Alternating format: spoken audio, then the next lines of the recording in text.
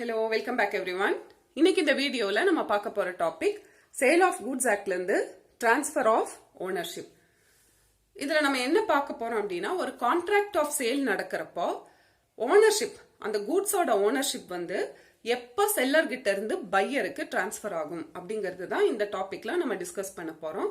Contract of sale இது ரொம்ப முக்கியமான ஒரு டாபிக். ஏன் அப்படின்னா, இப்போ ஒரு சேல் நடக்கிறப்போ ஒருவேளை குட்ஸ் வந்து டிரான்ஸ்போர்ட்டேஷன்ல இருக்கிறப்பவோ இல்ல கோடவுன்ல இருக்கிறப்பவோ டேமேஜ் ஆயிடுச்சுன்னா அந்த லாஸ் வந்து யாரு பேர் பண்ணும்? செல்லரா இல்ல பையரா? அதே மாதிரி பையர் வந்து கரெக்டா சொன்னபடி குட்ஸோட பிரைஸ பே பண்ணல, அப்ப செல்லர் பையருக்கு எதிரா என்ன பண்ணிக்கலாம்? அதே மாதிரி பையரோ செல்லரோ இன்சால்வென்ட் ஆயிட்டாங்கன்னா அந்த குட்ஸோட ஓனர்ஷிப் யாருகிட்ட இருக்கு?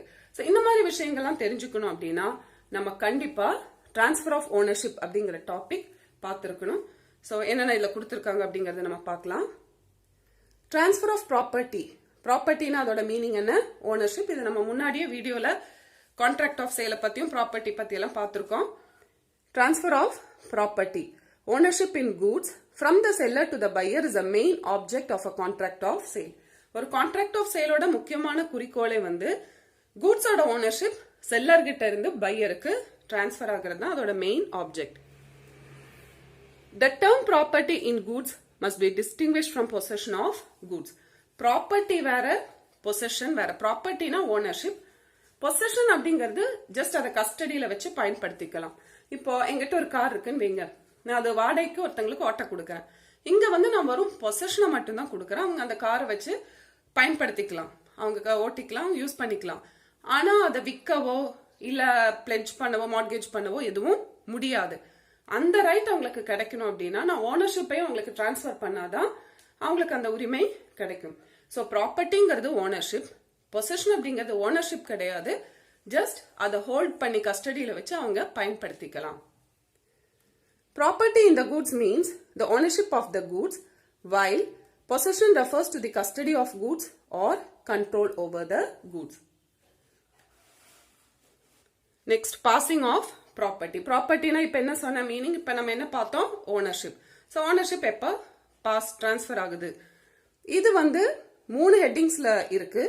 ஒன்னு வந்து ஸ்பெசிபிக் குட்ஸ், இன்னொன்னு unascertained goods, and third one goods sent on approval. இதுல ஆக்சுவலி இந்த ஸ்பெசிபிக் குட்ஸ், அன்அசர்டைன் குட்ஸ் இதெல்லாம் வந்து நான் முன்னாடியே வீடியோ அப்லோட் பண்ணியிருக்கேன், நம்ம பார்த்திருக்கோம். ஒருவேளை யாராவது பார்க்காம இருந்தா இதை பத்தின வீடியோஸ், இந்த வீடியோஸோட லிங்க் வந்து நான் இந்த வீடியோக்கு கீழே வர டிஸ்கிரிப்ஷன் பார்ட்ல உங்களுக்கு கொடுக்குறேன், நீங்க ரெஃபர் பண்ணிக்கலாம். இப்போ ஸ்பெசிபிக் குட்ஸையும் எகைன் 2 ஹெட்டிங்ல கிளாசிஃபை பண்ணிருக்காங்க. At the time of contract, beyond the date of contract. இதுல இந்த வீடியோல இந்த 2 ஹெட்டிங் பார்ப்போம். குட்ஸ் சென்ட் ஆன் அப்ரூவல் நம்ம நெக்ஸ்ட் வீடியோல பார்த்துக்கலாம். இப்போ ஸ்பெசிபிக் குட்ஸ். ஸ்பெசிபிக் குட்ஸ் அப்படின்னா கான்ட்ராக்ட் போடுறதுக்கு முன்னாடியே நம்ம அந்த குட்ஸ் ஐடென்டிஃபை பண்ணி இதுதான் வேணும் அப்படின்னு சொல்லி அக்ரி பண்ணி கான்ட்ராக்ட் போடுறது தான் ஸ்பெசிபிக் குட்ஸ். இப்போ நீங்க ஒரு ரெடிமேட் ட்ரெஸ் வாங்குறதுக்கு ஒரு கடைக்கு போறீங்க, அங்க நிறைய ட்ரெஸ்ஸஸ் வச்சிருப்பாங்க. அதுல ஒரு குறிப்பிட்ட ட்ரெஸ்ஸை செலக்ட் பண்ணி இது வாங்குறதுக்கு ஒத்துக்கிட்டு நீங்க கான்ட்ராக்ட் போட்டா அது வந்து அந்த மாதிரி குட்ஸை நம்ம என்னங்கிறோம்னா specific goods. Goods which are identified before the contract, அதுதான் ஸ்பெசிபிக் குட்ஸ். ஸோ ஸ்பெசிபிக் குட்ஸ்ல எப்போ ஓனர்ஷிப் டிரான்ஸ்ஃபர் ஆகும்னா, கான்ட்ராக்ட் போடுறப்பவே ஓனர்ஷிப் செல்லர் கிட்ட இருந்து பையருக்கு டிரான்ஸ்ஃபர் ஆயிரும். Where there is an unconditional contract for the sale of specific goods in a deliverable state. இதுல 2 கண்டிஷன் கொடுத்திருக்காங்க பாருங்க. அந்த கான்ட்ராக்ட் வந்து அன்கண்டிஷனலா இருக்கணும், அந்த கான்ட்ராக்ட்ல எந்த நிபந்தனையும் இருக்கக்கூடாது. செகண்ட் திங், அந்த குட்ஸ் வந்து டெலிவரபிள் ஸ்டேட்ல இருக்கணும். சப்போஸ் குட்ஸ்ல வந்து அந்த ப்ராடக்ட்ல ஏதாவது ரிப்பேர் பண்ணும் இல்ல வேற ஏதாவது ஆல்டரேஷன் பண்ணும் அப்படி எல்லாம் இருந்தா அது டெலிவரபிள் கண்டிஷன்ல இல்ல. சோ அந்த குட்ஸ் வந்து டெலிவரபிள் கண்டிஷன்ல இருக்கணும். Ownership in the goods passes to the buyer when the contract is made. So unconditional கான்ட்ராக்டா இருக்கு, குட்ஸ் டெலிவரபிள் ஸ்டேட்லயும் இருக்குன்னா கான்ட்ராக்ட் போடுறப்பவே ஓனர்ஷிப் வந்து செல்லர் கிட்ட இருந்து பையருக்கு டிரான்ஸ்ஃபர் ஆயிரும். The time of payment of price or time of delivery of goods is immaterial. Buyer வந்து பணத்தை பே பண்ணிட்டாரா இல்ல டெலிவரி எடுத்துட்டாரா இதெல்லாம் வந்து இம்பார்ட்டன்ட்ல. கான்ட்ராக்ட் போடுறப்பவே ஓனர்ஷிப் வந்து செல்லர் கிட்ட இருந்து பையருக்கு டிரான்ஸ்ஃபர் ஆயிரும். இதுக்கு ஒரு எக்ஸாம்பிள் புக்ல கொடுத்துருக்காங்க. ஏ அப்படின்னு ஒருத்தர் ஒரு புக் ஷாப்ல போய் சில புக்ஸை செலக்ட் பண்ணி எடுத்து அதை வாங்குறதுக்கு கான்ட்ராக்ட் போடுறாரு ஷாப்கீப்பர் கிட்ட. இப்போ அவர் வந்து பிரைஸ் இமீடியட்டா பே பண்ணல, அடுத்த மாசம் பணத்தை கொடுக்குறேன் அப்படிங்கிறாரு. டெலிவரியும் எடுக்கல, இன்னைக்கு நான் எடுக்கல, நாளைக்கு என்னோட சர்வெண்ட் வந்து இந்த புக்ஸ் எல்லாம் எடுத்துட்டு போவாங்க அப்படின்னு சொல்லிட்டு போயிடுறாரு. அன்னைக்கு நைட் என்ன ஆகுதுன்னா அந்த ஷாப்ல ஒரு ஃபயர் ஆக்சிடென்ட்ல புக்ஸ் எல்லாமே அழிஞ்சு போயிருது. இப்ப வந்து அந்த புக்ஸுக்குரிய பிரைஸ பே பண்ணுமா வேண்டாமா அப்படிங்கறது தான் கேள்வி. கண்டிப்பா வந்து புக்ஸோட பிரைஸ் பே பண்ணி ஆகணும். ஏன்னா எப்ப கான்ட்ராக்ட் போடுறாங்களோ, ஷாப்கீப்பரும் அந்த சேலுக்காக எப்ப கான்ட்ராக்ட் போடுறாங்களோ அப்பவே ஓனர்ஷிப் வந்து செல்லர் கிட்ட இருந்து ஏக்கு டிரான்ஸ்பர் ஆயிடுச்சு. ஸோ பிரைஸ கொடுத்தாரா, டெலிவரி எடுத்தாரா, அதெல்லாம் இம்பார்ட்டன்ட்ல. கான்ட்ராக்ட் போடுறப்பவே ஓனர்ஷிப் வந்து ஷாப்கீப்பர் கிட்ட இருந்து ஏக்கு டிரான்ஸ்பர் ஆயிடுச்சு. ஸோ வந்து சொன்னபடி பிரைஸ கண்டிப்பா பே பண்ணி ஆகணும்.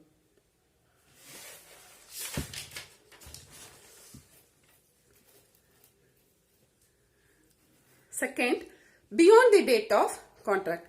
நார்மலி ஸ்பெசிபிக் குட்ஸ்ல கான்ட்ராக்ட் போடுறப்பவே ஓனர்ஷிப் டிரான்ஸ்பர் ஆயிரும். பட் சில இடங்கள்ல கான்ட்ராக்ட் போட்டதுக்கு அப்புறம் டிரான்ஸ்பர் ஆகும். அது எப்போ அப்படின்னு பாருங்க. Goods not in a deliverable condition. நம்ம முன்னாடி பார்த்தோம், குட்ஸ் டெலிவரபிள் கண்டிஷன்ல இருக்கணும். ஸோ ஒருவேளை குட்ஸ் டெலிவரபிள் கண்டிஷன்ல இல்லைன்னா அந்த குறிப்பிட்ட வேலையெல்லாம் முடிஞ்சதுக்கு அப்புறம் தான் ஓனர்ஷிப் வந்து செல்லர் கிட்ட இருந்து பையருக்கு டிரான்ஸ்பர் ஆகும். கான்ட்ராக்ட் போட்டா கூட இமீடியட்டா டிரான்ஸ்பர் ஆகாது. குட்ஸ் டெலிவரபிள் கண்டிஷனுக்கு வந்ததுக்கு அப்புறம் தான் ஓனர்ஷிப் டிரான்ஸ்பர் ஆகும். Where the goods are not in a deliverable condition, that is, the seller has to do certain activities to bring the goods into deliverable condition, like painting, quality checking, weighing, etc. Then the ownership does not pass till such activities bringing them into deliverable conditions are completed. So அதுல வந்து seller நீங்க சில products order பண்றீங்க, paint பண்ணி தர சொல்றீங்க. அப்ப ownership எப்ப நீங்க கான்ட்ராக்ட் போட்டா கூட ஓனர்ஷிப் எப்ப டிரான்ஸ்பர் ஆகும்னா செல்லர் அந்த பெயிண்டிங் ஒர்க்கை முடிச்சதுக்கு அப்புறம் தான் ஓனர்ஷிப் வந்து செல்லர் கிட்ட இருந்து உங்களுக்கு டிரான்ஸ்பர் ஆகும். இதுக்கும் புக்ல ஒரு எக்ஸாம்பிள் கொடுத்திருக்காங்க. என்ன அப்படின்னா அப்படின்னு ஒருத்தர் எக்ஸ்ன்னு வச்சுக்கலாம். எக்ஸ்ன்னு ஒருத்தர் ஒரு மெஷினரி ஆர்டர் கொடுக்கறாரு. அந்த மெஷினரியோட வெயிட் வந்து பாத்தீங்கன்னா 30 டன்ஸ், ரொம்ப ஹெவி வெயிட் மெஷினரி. இந்த மெஷினரி வந்து அந்த ஷாப்கீப்பர் ரிமூவ் பண்றப்ப என்னாச்சுன்னா அதோட சில பார்ட்ஸ் வந்து டேமேஜ் ஆயிடுச்சு. இப்ப அதுல சில டேமேஜஸ் வந்ததுனால எக்ஸ் என்ன சொல்றாருன்னா, எனக்கு அந்த மெஷினரி வேண்டாம், நான் வாங்க முடியாது, ஏன்னா அது டெலிவரபிள் கண்டிஷன்ல இல்ல, அதுல வந்து அங்கங்க டேமேஜஸ் இருக்கு. இப்போ எக்ஸுக்கும் அந்த ஷாப்கீப்பருக்கும் பிரச்சனை வருது, கோர்ட் வரைக்கும் கேஸ் போகுது. இப்ப கோர்ட் என்ன சொல்லிடுச்சுன்னா அந்த மெஷினரி டெலிவரபிள் கண்டிஷன்ல இல்ல, ஏன்னா அதோட பார்ட்ஸ் வந்து டேமேஜ் ஆயிடுச்சு. ஸோ டெலிவரபிள் கண்டிஷன்ல இல்லாட்டி ஓனர்ஷிப் டிரான்ஸ்பர் ஆகாது. ஸோ வந்து ஓனர்ஷிப்பை எக்ஸ் வந்து ஓனர்ஷிப்பை ஏத்துக்க வேண்டிய தேவையில்லை, அந்த மெஷினரி வந்து வாங்க வேண்டிய அவசியம் இல்லை அப்படின்னாங்க. ஸோ கூட்ஸ் வந்து டெலிவரபிள் கண்டிஷன்ல இருக்கணும். Next, when the price of goods is to be ascertained by weighing or testing or doing something. நீங்க வாங்க போற அந்த பொருளோட பிரைஸை டிசைட் பண்ணணும்னா அதை வெயிட் போட்டு பார்க்கணும், இல்ல மெஷர் பண்ணி பார்க்கணும், இல்ல அதோட சேஃப்டியை டெஸ்ட் பண்ணி பார்க்கணும். அதுக்கெல்லாம் அப்புறம் தான் பிரைஸை ஃபிக்ஸ் பண்ண முடியும். அப்படின்னா அந்த ஆக்டிவிட்டிஸ் முடிஞ்சதுக்கு அப்புறம் தான் ஓனர்ஷிப் செல்லர் கிட்ட இருந்து பையருக்கு டிரான்ஸ்பர் ஆகும்.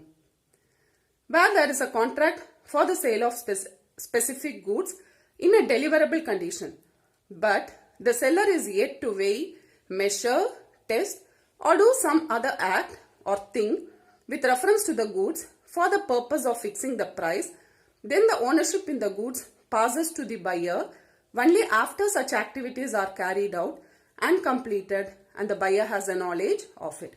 So price fix பண்ணனும்னா அதை வெயிட் பண்ணி பார்க்கணும், இல்ல மெஷர் பண்ணி பார்க்கணும். அந்த மாதிரி ஆக்டிவிட்டிஸ் எல்லாம் இருக்குன்னா அது முடிஞ்சதுக்கு அப்புறம் அந்த பையருக்கு இன்ஃபார்ம் பண்ணதுக்கு அப்புறம் தான் ஓனர்ஷிப் செல்லர் கிட்ட இருந்து பையருக்கு டிரான்ஸ்பர் ஆகும். இதுக்கு ஒரு எக்ஸாம்பிள் கொடுத்துருப்பாங்க. வந்து ஒரு ஷாப்ல போய் வீட் வேணும் அப்படின்னு 10 kgs ஆஃப் வீட் வேணும்னு ஆர்டர் பண்றாரு. இப்போ ஓனர்ஷிப் எப்ப டிரான்ஸ்பர் ஆகும்னா அந்த வீட்டை வந்து வெயிட் போட்டு 10 kgs வீட்டை வெயிட் போட்டு பிரைஸ் ஃபிக்ஸ் பண்ணதுக்கு அப்புறம் தான் ஓனர்ஷிப் வந்து ஷாப்கீப்பர் கிட்ட இருந்து ஏக்கு டிரான்ஸ்பர் ஆகும். Next one, unascertained goods. Unascertained goods அப்படின்னா ஸ்பெசிபிக் குட்ஸ்னா கான்ட்ராக்ட் போடுறதுக்கு முன்னாடி ஐடென்டிஃபை பண்ணிட்டோம். அன்அசர்டைன் குட்ஸ்னா ஐடென்டிஃபை பண்ணாம இருக்கிற குட்ஸ் தான் நம்ம என்னங்கிறோம்னா அன்அசர்டைன்ட் குட்ஸ். இப்ப பல்கா ஒரு பாஸ்கெட்ல ஆப்பிள் வச்சிருக்காங்க, நீங்க அதுல இருந்து 1 kg ஆப்பிள் வாங்க போறீங்க. இந்த பல்கா வச்சிருக்கிற ஆப்ல தான் நம்ம என்னங்கிறோம்னா அன்அசர்டைன் கூட்ஸ். அதுல இருந்து உங்களுக்கு எது எடுத்து தரப்போறாங்க அப்படிங்கிறது நமக்கு தெரியாது. ஸோ அதுல எப்போ ஓனர்ஷிப் டிரான்ஸ்ஃபர் ஆகும்னா when the goods are ascertained. பல்கா ஆப்பிள் வச்சிருக்காங்க, அதுல உங்களுக்கு தனியா நீங்க செலக்ட் பண்ணி 1 kg ஆப்பிள செலக்ட் பண்றப்போ ஓனர்ஷிப் வந்து செல்லர் கிட்ட இருந்து உங்களுக்கு டிரான்ஸ்ஃபர் ஆயிரும். Ascertainment is a process by which the goods to be delivered under the contract of sale are identified and set apart. So எந்த goods தேவையோ அதை ஐடென்டிஃபை பண்ணி அதை தனியா மாத்தி வைக்கிறப்போ ஓனர்ஷிப் செல்லர் கிட்ட இருந்து பையருக்கு டிரான்ஸ்ஃபர் ஆயிரும். Next, when the goods are appropriated to the contract. Appropriateனா தனியா ஒதுக்கிறது. அந்த அன்ஐடென்டிஃபைட் கூட்ஸ்ல இருந்து பையருக்குன்னு சொல்லி செல்லர் தனியா அந்த பொருளை செலக்ட் பண்ணி தனியா பையருக்குன்னு ஒதுக்குறப்போ, பையருக்குன்னு தனியா பேக் பண்றப்போ அந்த ஓனர்ஷிப் வந்து செல்லர் கிட்ட இருந்து பையருக்கு டிரான்ஸ்ஃபர் ஆயிரும். Appropriation is a process by which the goods to be delivered under the contract of sale are identified and isolated with the consent of the seller as well as the buyer. So செல்லரும் பையரும் சேர்ந்து என்ன goods விற்கணுமோ வேணுமோ அதை identify பண்ணி தனியா ஒதுக்குறப்போ ownership transfer ஆயிரும். It is a bilateral act of the seller and the buyer to identify and isolate the goods. Bilateral actனா ரெண்டு பேருமே ஒத்துக்கிட்டு செய்யக்கூடிய ஒரு act. In other words, where the goods identified and isolated are put into boxes or any container with the consent of the buyer, it is called appropriation. So எந்த goods வேணுமோ அதை identify பண்ணி அதை தனியா பாக்ஸ்லயோ இல்ல கண்டெய்னர்லயோ போட்டு பையருக்கு தனியா அவரோட அனுமதியோட ஒதுக்குறப்போ ஓனர்ஷிப் வந்து செல்லர் கிட்ட இருந்து பையருக்கு டிரான்ஸ்ஃபர் ஆயிரும். இதுக்கு ஒரு எக்ஸாம்பிள் இருக்கு. ஏ வந்து ஒரு ஷாப்ல ஆயில் ஷாப்ல போய் ஒரு பாட்டில கொடுத்து ஆயில் ஃபில் பண்ணி தர சொல்றாங்க. மொத்தமா அந்த கேன்ல இருக்கிற ஆயில் அன்அசர்டைன். இப்ப ஏக்குன்னு தனியா ஏ கொண்டு வர அந்த பாட்டில 1 லிட்டர் ஆயில் ஃபில் பண்றப்போ ஓனர்ஷிப் வந்து ஷாப்கீப்பர் கிட்ட இருந்து ஏக்கு டிரான்ஸ்ஃபர் ஆயிரும். Next one, delivery to the carrier. Seller வந்து பையருக்கு அனுப்பிச்சு வைக்கிறதுக்காக டிரான்ஸ்போர்ட் பண்றதுக்காக கூட்ஸ் அந்த கேரியர் கிட்ட டெலிவர் பண்றப்போ ஓனர்ஷிப் செல்லர் கிட்ட இருந்து பையருக்கு டிரான்ஸ்ஃபர் ஆயிரும். இதுல ஒரு முக்கியமான பாயிண்ட் ஒன்று இருக்கு, ரைட் ஆஃப் டிஸ்போசல் அப்படின்னு இருக்கு. இந்த ரைட் ஆஃப் டிஸ்போசல் வந்து செல்லர் கிட்ட இருக்கா இல்ல அது பையர் பேர்ல இருக்காங்கிறது தெரிஞ்சு அந்த பேசிஸ்ல தான் நம்ம வந்து ஓனர்ஷிப்பை டிசைட் பண்ண முடியும். ரைட் ஆஃப் டிஸ்போசல் அப்படிங்கிறது அந்த லாரி ரெசிப்டோ ரயில்வே ரெசிப்டோ இல்ல பில் ஆஃப் லேடிங்கோ இதெல்லாம் யார் பேர்ல எடுக்கிறாங்க அதை வச்சுதான் ரைட் ஆஃப் டிஸ்போசலை வந்து நம்ம டிசைட் பண்றோம். இப்ப அது வந்து செல்லர் பேர்ல எடுத்தாருன்னா ரைட் ஆஃப் டிஸ்போசல் செல்லர் கிட்ட தான் இருக்கு. அதே பையர் பேர்ல எடுத்துட்டாங்கன்னா ரைட் ஆஃப் டிஸ்போசல் செல்லர் கிட்ட இல்ல. இப்ப ரைட் ஆஃப் டிஸ்போசல் செல்லர் கிட்ட இருக்குன்னா கேரியருக்கு டெலிவர் பண்ணாலுமே ஓனர்ஷிப் செல்லர் கிட்ட தான் கண்டினியூ ஆகும். ஏன்னா ரைட் ஆஃப் டிஸ்போசல் பில் எல்லாம் அவர் பேர்ல எடுத்திருக்காரு. அப்ப எப்ப பையருக்கு ஓனர்ஷிப் டிரான்ஸ்பர் ஆகும்னா குட்ஸ் வந்து பையரோட இடத்துல போய் சேர்ந்து பையருக்கு இன்டிமேட் பண்றாங்க, உங்க பொருள் இங்க வந்து சேர்ந்துருச்சு, வந்து டெலிவரி எடுங்க அப்படின்னு சொல்றப்பதான் ஓனர்ஷிப் பையருக்கு டிரான்ஸ்பர் ஆகும். அது வரைக்கும் ஓனர்ஷிப் செல்லர் கிட்டயே தான் இருக்கும். அதே செல்லர் கிட்ட ரைட் ஆஃப் டிஸ்போசல் இல்ல, பில் எதுவுமே அவர் பேர்ல எடுக்கல, பையர் பேர்ல எடுத்துட்டாருன்னா கேரியர் கிட்ட அவர் டிரான்ஸ்போர்டேஷனுக்காக டெலிவர் பண்றப்பவே ஓனர்ஷிப் செல்லர் கிட்ட இருந்து பையருக்கு டிரான்ஸ்பர் ஆயிரும். Where the seller delivers the goods to a carrier for the purpose of transmission to the buyer, he is deemed to have unconditionally appropriated the goods to the contract. So பையருக்கு அனுப்புறதுக்காக கூட்ஸை வந்து carrier கிட்ட கொடுக்கறப்பவே ownership பையருக்கு transfer ஆயிரும். But the only condition is that the seller should not have reserved the right of disposal of the goods. So right of disposal அவர்கிட்ட இருக்கக்கூடாது, bill எதுவும் அவர் பேர்ல எடுத்திருக்க கூடாது. அப்பதான் ஓனர்ஷிப் இமீடியட்டா டிரான்ஸ்பர் ஆகும். Where the railway receipt or the bill of lading is made out in the name of the buyer, the presumption is that the seller has not reserved the right of disposal of the goods. Buyer பேர்ல bill எல்லாம் எடுக்கிறப்போ seller கிட்ட right of disposal இல்ல, அவர் பேர்ல எடுத்தாதான் seller கிட்ட right of disposal இருக்கு. Pier பேர்ல எடுக்கிறப்போ seller கிட்ட right of disposal இல்ல. The property in such goods passes to the buyer immediately on delivering them to the carrier. So seller பேர்ல bill எடுக்கல, right of disposal seller கிட்ட இல்ல அப்படின்னா ownership carrier கிட்ட டெலிவர் பண்றப்பவே செல்லர் கிட்ட இருந்து பையருக்கு டிரான்ஸ்பர் ஆயிரும். So hope you all understood the topic. Thank you.